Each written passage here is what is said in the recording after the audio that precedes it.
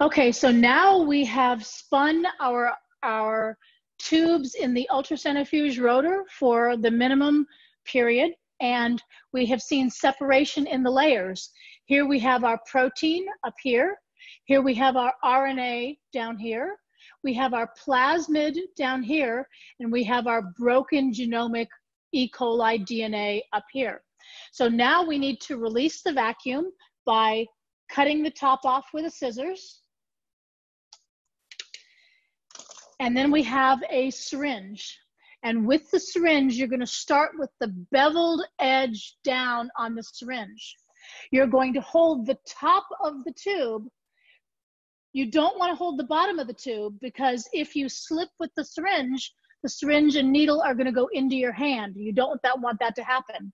You need to hold on to the tube though, because by pushing on the bottom with the syringe, if you're not holding the top, the entire tube is going to go plunking into the bucket. So holding onto the top, you are pushing the syringe through the tube. So now we have our syringe through the tube. You're pushing it at an angle to avoid getting a piece of plastic in the barrel of the needle itself. So now we've turned the bevel edge of the needle up and keeping it just below the level of the plasmid band. We are extracting the plasmid band. You always have to keep the needle below the level of the plasmid because it's pulling a little vortex of plasmid material down.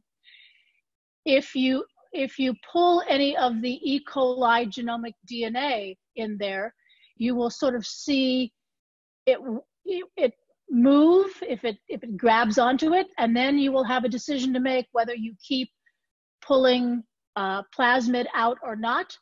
Once you grab onto some of the DNA from the E. coli genomic very thick layer, anything else you pull out of here will be approximately 50% genomic, 50% plasmid DNA. So you'll be getting contamination in your tube. But we'll be doing a second cesium chloride gradient, so you'll have a second chance to do purification. So now I've pulled out about as much of the plasmid band as I can. I'm going to withdraw the syringe, and you will see a stream come and drop into the bucket. Then you want to very carefully put the cap on the needle so that you do not poke yourself, and untwist that needle. We're doing this safely. You're going to put it in the bucket for the moment. Eventually that will go into a sharps container. And then you're going to have a smaller tube, a 6 ml tube, and you're going to put the syringe on top of the tube, and you're going to slowly expel it into the tube. If it doesn't fill the entire tube, that's fine. We will use that same balancing solution that we used last time to fill our tubes all the way up.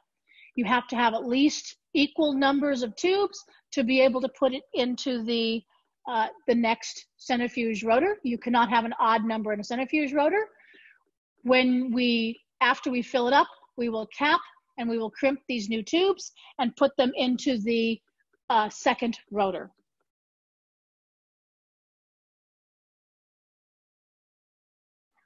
Okay, so now we have extracted bands from 2 of our tubes in the ultracentrifuge and put them into smaller tubes, and you will see they are not filled all the way up.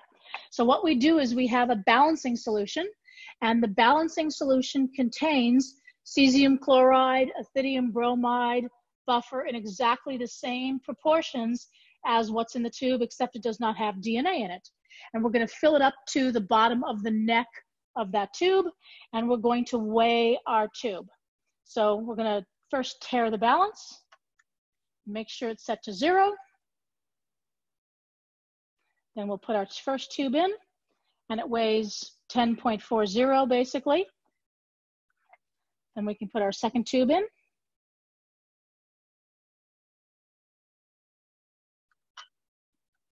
And it weighs 10.47. We can either take a little bit out of this one, or we can add a little bit into this one. I think I have enough room for another drop, so I'll try doing an extra drop. And now this weighs 10.45, so they're within 0.02 grams of one another. So they're ready to spin. So now we have to cap and crimp, just like we did before.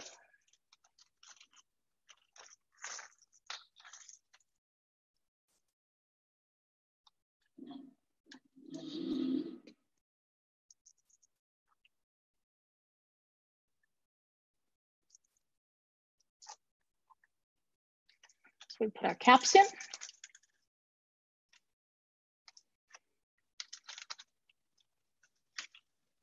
We're going to move down here to the crimper.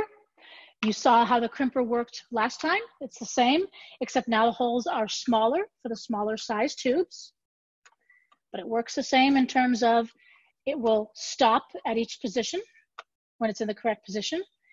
When it stops, you can look at it, make sure. You put one hand on the right-hand side, then with your other hand, you are bringing it down all the way and back. And then you are making sure it's back to the bottom and you can move it to the next position.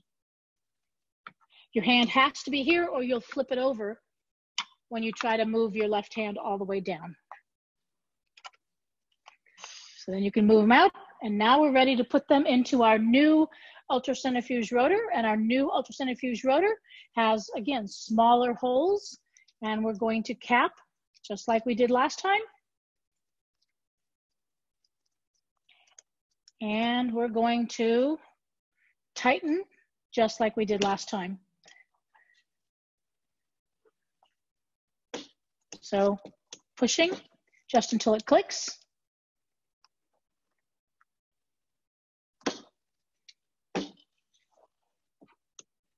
There we go. And now we're ready to do another 24-hour spin with this one.